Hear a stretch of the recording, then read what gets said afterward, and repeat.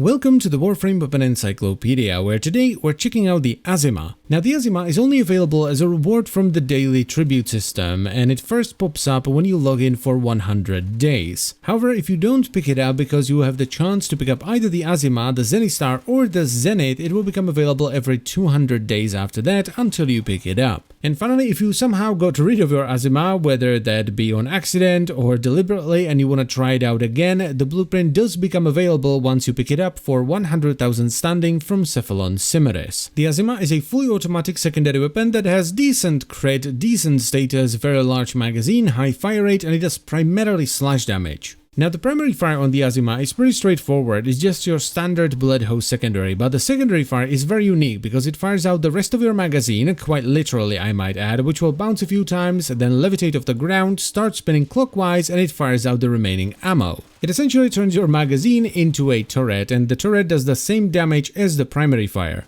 And finally, the accuracy on the primary fire is not great, so if you're gonna go full auto, it's best you stick to medium range.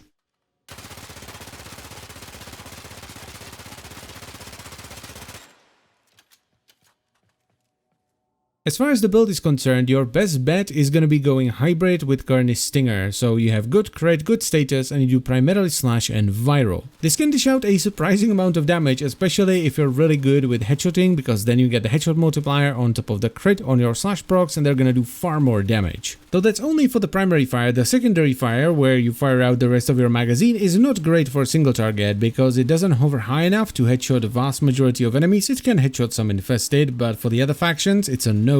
Plus, it also kind of just fires in random directions, so once again, it can substitute your single target if the enemy is really beefy, but I wouldn't use it too much. Because the Azima will chew through ammo quite fast, even without you firing an entire magazine worth of ammo just to do a little bit of extra DPS. And that honestly is the biggest downside of the weapon, because while the ammo consumption on the primary fire can easily be offset by some form of ammo mutation, the ammo consumption on the secondary fire just can't. Your best bet if you want to build into the secondary fire, which you very much can because it's affected by the mods and other effects you have on your frame, is to actually build for, well, 1, magazine capacity, and 2, ammo efficiency, because if you get a lot of ammo efficiency, you can make the turret last for minutes at a time, which can be really cool for stuff like defense. So all in all, the Azima is actually pretty cool, and out of the 3 weapons that you get to choose at 100 days, the Azima would actually be my first choice. It's a solid weapon that does pretty good DPS, and it has a very cool unique mechanic. It's not the most powerful weapon in the world, but it is definitely very cool, so I would recommend you give it a shot. And that's pretty much it, so I thank you very much for watching. As always guys, I hope you've enjoyed the video and it was helpful,